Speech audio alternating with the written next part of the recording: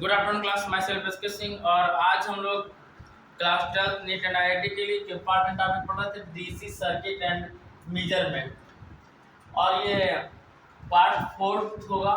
हम लोग 3 पार्ट इसके पढ़ चुके हैं, ये 4th पार्ट है, ठीक है ना। और फिर हमें एक बार बता रहा है ये किससे रिलेटेड है, करंट इलेक्ट्रिसिटी से। करंट इलेक्ट्रिसिटी का जो सेकेंड पार्ट है वो हमारा डीसी सर्किट एंड मेजरमेंट है।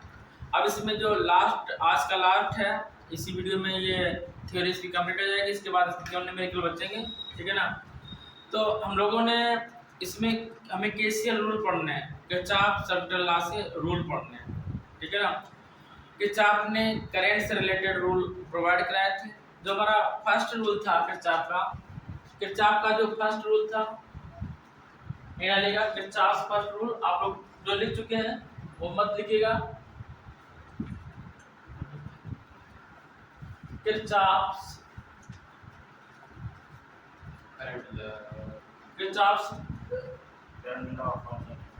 First law.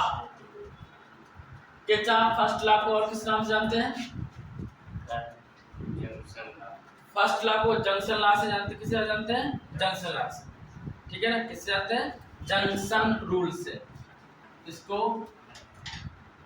जंक्शन रूल किससे जानते हैं? जंक्शन रूल के नाम से जानते हैं, जंक्शन लॉ के नाम से जानते हैं। और इसको किस नाम से जानते हैं? किरचॉफ करंट लॉ के नाम से। किससे? Kirchhoff current law. Kirchhoff first law बोले, जंक्शन रूल बोले, किरचॉफ करंट लॉ बोले, तीनों एक ही बात है। अब हम लोग पढ़ चुके हैं तो थोड़ा सा रिवीजन के तौर पर समझ लीजिएगा। जो किरचॉफ फर्स्ट लॉ है वो कंजर्वेशन ऑफ चार्ज है। क्या है? Conservation of charge. चार्ज कैसा रहता है? कंजर्व रहता है। कंजर्व का मतलब है चार्ज को चेंज नहीं किया जा सकता। चार्ज क्या रहेगा? सेम रहेगा। सेम कैसा रहेगा? जैसे आपके घर में एक सर्किट लगा होता है, ठीक है ना। दो तार, ये जो दो वायर है, एक फेस एक न्यूट्रल चार्ज, ये आते हैं कहाँ से? पोल से, ठीक है ना। इसके बाद में कई सारे वायर, दो वायर करके ये इलेक्ट्रिकल अप्लायंस में लगते हैं। तो ये आने वाला करंट I1 है और I2 है। जाने वाला I1, I2, I3, I4, I5, I6 जाने वाले हैं, ठीक है ना। तो इन्होंने ये बताया था जंक्शन में कि जंक्शन की ओर आने वाले करंट और जंक्शन से जाने वाले करंट का जो सम होता है वो इक्वल रहता है, ठीक है ना। तो हम इस फार्म ले रहे हैं जिस फार्म में किरचॉफ ने बताया था। ये हमने प्रैक्टिकली बताया आपको। जैसे बल्ब चला रहा है, इससे फैन चला रहा है, इससे सेकेंड फैन यूज कर रहा है, तो ये जाने वाले हो गया। तो इनका रूल ये था कि algebraic sum of all current is zero. Algebraic sum of all current is zero, ठीक है ना। अलजेब्रिक मींस अलजेब्रा मैथ में आता है, sigma i equal 0। Algebraic sum of all current is 0, summation i equal 0। आप सभी को पता है कि जैसे ये कोई जंक्शन ले लिया, ठीक है, पढ़ चुके हो। और कई सारे करंट हैं, ये कुछ इनसाइड की ओर आ रहे हैं और कुछ आउटसाइड की ओर जा रहे हैं। जो इनसाइड की ओर जा रहे हैं I1, I2, I3 सपोज किए। जो आउटसाइड जा रहे हैं I4, I5, I6, I7 suppose, ठीक है ना। तो क्या है? I1 plus I2 plus I3 और माइनस, अब चाहो तो ऐसे लिख लो, बाहर को जाने वाले माइनस का I4, माइनस का I5, माइनस का I6, माइनस का I7 और इनका अलजेब्रिक सम क्या हो गया? 0। मींस आने वाले जाने वाले टोटल का अलजेब्रिक सम क्या होता है? 0। हम लोग इसको ऐसे भी कह सकते हैं कि I1 plus I2 plus I3 equal I4 plus I5 plus I6 plus I7, ये इसके इक्वल होगा। हम लोग ऐसे भी कह सकते हैं, ठीक है ना। तो इसकी जो लैंग्वेज है वो लिखना चाहो लिखिएगा सम of current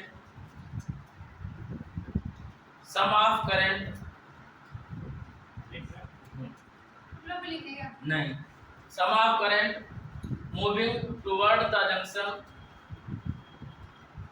towards the junction, towards माने जंक्शन की ओर, towards the junction, equal, equal का साइन लगाएंगे बराबर का, equal sum of current, sum of current moving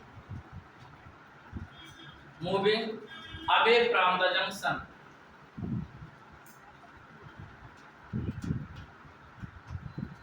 away from the junction। और बेटा ये दो नीचे वाले ऐड कर लो, या पहले एक और डिफरेंशियल लिख लो इन्वर्टेड कॉमा में। देखिए in any electrical circuit, in any electrical circuit, the algebraic sum of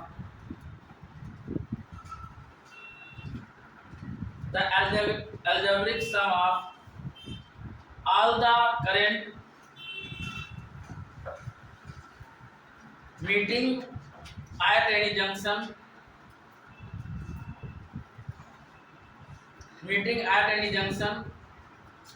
is always zero, is always zero। Note किया? अब ये फिगर बना लीजिएगा, सॉल्व करिए। देखिए सेकेंड है किरचॉफ सेकेंड लॉ के नाम से जानते हैं, किरचॉफ वोल्टेज लॉ के नाम से जानते हैं, और लूप लॉ के नाम से। जो फर्स्ट लॉ था वो कंजर्वेशन ऑफ चार्ज था, सेकेंड लॉ है कंजर्वेशन ऑफ एनर्जी। पोटेंशियल कहाँ से क्रिएट हुआ? V equal W upon Q, तो W equal to V into Q। Potential create हुआ एनर्जी से, कहाँ से? एनर्जी से। तो इसको हम लोग बोलेंगे किरचॉफ वोल्टेज लॉ। और ये कंजर्वेशन जब ऑब्जेक्टिव में क्वेश्चन आएगा, तो लोगों को ऑब्जेक्टिव क्वेश्चन आते हैं, तो ऑब्जेक्टिव में आएगा किरचॉफ सेकेंड लॉ में क्या कंजर्व रहता है? चार्ज, करंट, वोल्टेज यानी पोटेंशियल, चार्ज, करंट, पोटेंशियल और एनर्जी। तो क्या कंजर्व रहता है? एनर्जी कंजर्व रहता है। कंजर्व है ये एनर्जी। हाँ बाद में लिखवा देंगे, पर समझिएगा किरचॉफ सेकेंड लॉ है क्या। देखो आपने क्या किया कि सपोज किया एक सर्किट लिया और इस सर्किट में रेजिस्टेंस कनेक्ट कर दिया, साइड सर्किट में रेजिस्टेंस कनेक्ट कराया, रेजिस्टेंस, और ये है potential plus minus plus minus plus minus, ये है हमारा पोटेंशियल। पोटेंशियल V है, रेजिस्टेंस R है और करंट I। कितना करंट पास हो रहा है? पोटेंशियल V है, रेजिस्टेंस R है, करंट I। तो ध्यान समझिएगा V इक्वल क्या होता है? IR। V इक्वल क्या होता है? IR। इसमें डिफिनेशन क्या है कि इन क्लोज पाथ, इसमें फिगर ऐसा नहीं बनेगा, ये हम समझाने के लिए बना दिया कि जो पोटेंशियल है वही पोटेंशियल IR बनाता है। क्या बनाता है? V equal IR।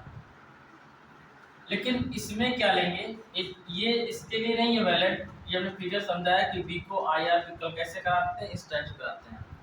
इसका जो मेन फिगर है वो ये है, सपोज कर लिया ये क्लोज पाथ है और जरूरी ये नहीं है कि इसमें पोटेंशियल लिया जाए। हमने बताया था पोटेंशियल जब हम लोग डीसी सर्किट पढ़ते हैं, चैप्टर नाम डीसी सर्किट है, तो हम लोग ईएमएफ लेते हैं। क्या लेते हैं? ईएमएफ। जो पोटेंशियल होता है वो किसके इक्वल होता है? ईएमएफ के इक्वल होता है। बताओ ईएमएफ ग्रेटर होता है कि पोटेंशियल ग्रेटर होता है? ईएमएफ ग्रेटर होता है, पहले बताया, बता चुके हैं। ईएमएफ क्या होता है? ग्रेटर होता है, क्योंकि जो सेल होती है, सेल में जो इंटरनल रेजिस्टेंस होता है, इंटरनल रेजिस्टेंस को हटा देते हैं तो बनता है वोल्ट। क्या बनता है? वोल्ट। ये पढ़ा चुके हैं, ठीक है ना? पता नहीं कैसे यार तुम लोग। ये रहा हमारा रेजिस्टेंस, क्या रहा? रेजिस्टेंस। रेजिस्टेंस लिया R, 1 सेकेंड पाथ लिया और इसमें भी एक EMF लगा दिया। यहाँ पे रेजिस्टेंस R1 है, रेजिस्टेंस R2 है, एक थर्ड सर्किट लिया, इसमें रेजिस्टेंस लगा दिया R। ये है रेजिस्टेंस R3। यहाँ पे EMF E1 है, EMF E2 है, रेजिस्टेंस R1 R2 R2। देखो ये यहाँ से करंट पास होगा प्लस से और किधर जाएगा? माइनस की ओर। करंट कौन सा पास होगा? जब यहाँ E1 है तो I1 करंट होगा। कौन सा करंट होगा? I1। ये एक करंट I1 इनसाइड जा रहा है ऐसे, और ये कहाँ जाएगा? I1 और ये ऐसे आके नेगेटिव पहुंच जाएगा। यहाँ से I2 करंट गेट होगा। कौन सा करंट गेट होगा? I2। तो इस पोजीशन पे जब ये I1 है और ये I2 है, ठीक है ना, तो ये पहुंचेगा यहाँ पे I1 भी आएगा और I2 भी आएगा। इधर से I1 आ रहा है, इधर से I2 आएगा। यहाँ पे I1 प्लस I2 बोथ होगा, यहाँ पे भी I1 प्लस I2 बोथ होगा। यहाँ पे क्या होगा? I2 ऐसे जा रहा होगा और I1 ऊपर की ओर जा रहा होगा। तो जो इस रेजिस्टेंस के अंदर करंट होगा वो यहाँ होगा। देखो इसकी डायरेक्शन इधर से जा रही है, इसकी डायरेक्शन इधर से आ रही है, तो I1 माइनस I2 करंट कितना होगा? I1 minus I2। ये क्लोज पाथ बनाया। जो किरचॉफ सेकेंड लॉ की डेफिनेशन है वो कह रहा है अलजेब्रिक सम ऑफ पोटेंशियल। क्या? अलजेब्रिक सम ऑफ पोटेंशियल या electric potential equal to the algebraic sum of multiple of current and resistance. Multiple of current and resistance, ये इसकी डेफिनेशन हो गई। तो लिखिएगा in any closed path, in any closed path, in any closed path। वहां पे close नहीं लिखा था, यहाँ पे क्लोज सर्किट की बात कर रहे हैं। in any closed path algebraic sum of electric potential, algebraic sum of electric potential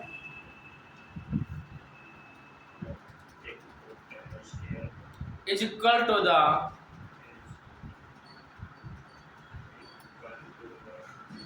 algebraic sum of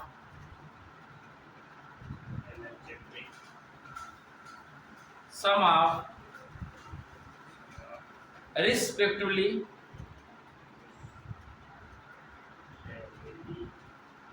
current and multiple of their resistance and multiple of their resistance, multiple of their resistance। तो समझिएगा जो आप लोगों ने ये लिखा है, तो देखिए इसे फर्स्ट क्लोज पाथ सपोज करेंगे, इसे सेकेंड क्लोज पाथ सपोज करेंगे।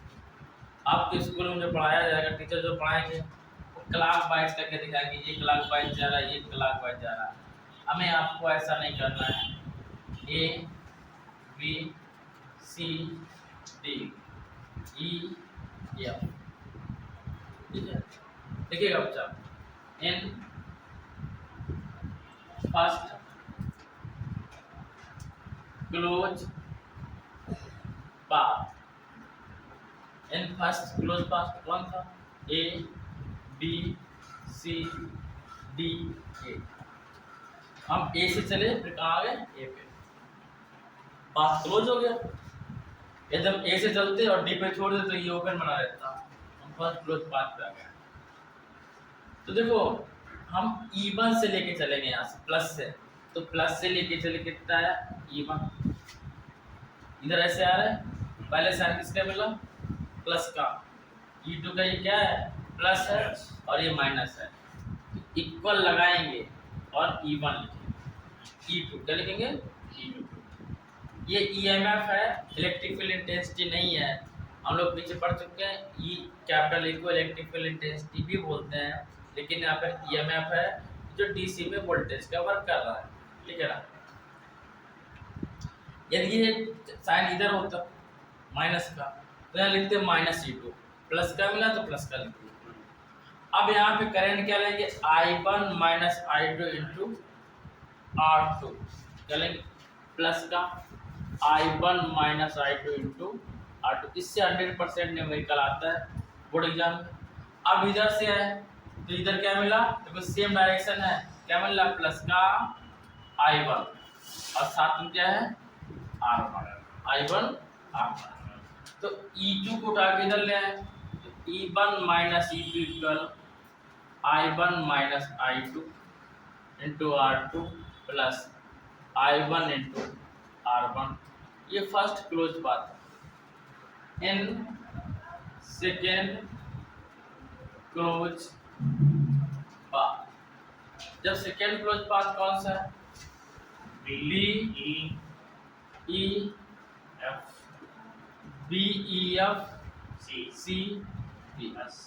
पूरा बंद कर दो।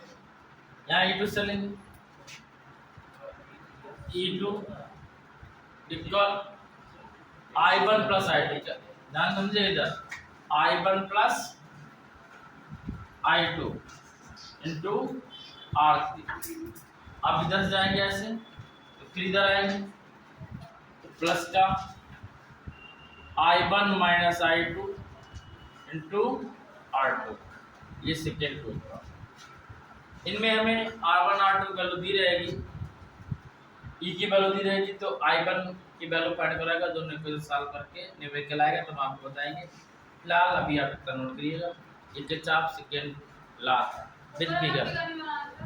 ऊपर वाला फिगर बनाना चाहो बनाइए, ना बनाना चाहिए छोड़ दीजिए। देखो नेक्स्ट था इसमें एंड मेजरमेंट। तो आप लोगों को कोरोना काल से पहले इसमें पोटेंशियोमीटर था, ठीक है ना, और पोटेंशियोमीटर था, व्हीटस्टोन ब्रिज था, और एक और था व्हीटस्टोन ब्रिज, पोटेंशियोमीटर एंड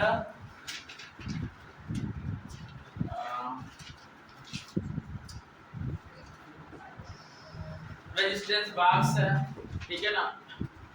देखिए हम लोगों ने ये पढ़ा है कि करंट को मेजरमेंट करने के लिए एम्पियर होता है। करंट को कौन मेजरमेंट करता है एम्पियर। और आपने इंस्ट्रूमेंट देखा होगा कि इस टाइप से गोल होता है, यहाँ पर ए लिखा रहता है, एम्पियर को मेजरमेंट करेगा। ऐसे ही वोल्टेज को मेजरमेंट करने के लिए वोल्ट मीटर होता है। अब जिसमें करंट भी मेजरमेंट हो, वोल्ट भी मेजरमेंट हो, रेजिस्टेंस भी मेजरमेंट हो, उसको मेजरमेंट करने के लिए हम लोग व्हीटस्टोन ब्रिज का यूज करते हैं। एक साइंटिस्ट थे, इंग्लैंड साइंटिस्ट थे व्हीटस्टोन, इन्होंने एक ब्रिज बनाया था। अब समझे ब्रिज कैसा था। इन्होंने कहा था कि ये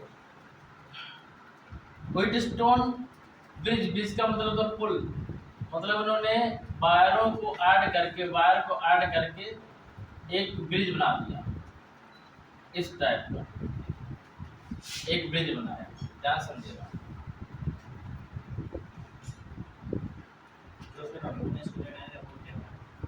इस टाइप का ब्रिज बनाया। इसमें जो तुम लोगों ने बनाया था वो टेस्ला कॉइल थी। देखो ये ब्रिज है,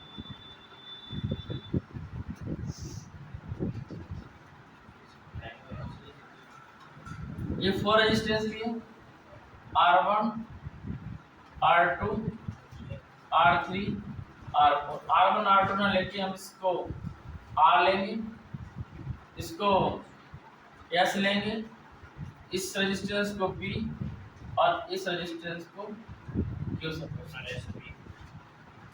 यहाँ पे करंट प्रोवाइड करा दो, इसको पोटेंशियल से यानी कि सेल से ऐड कर दिया, जब पोटेंशियल से ऐड कर दो, यहाँ पे बैटरी लगाई और भी पोटेंशियल प्रोवाइड।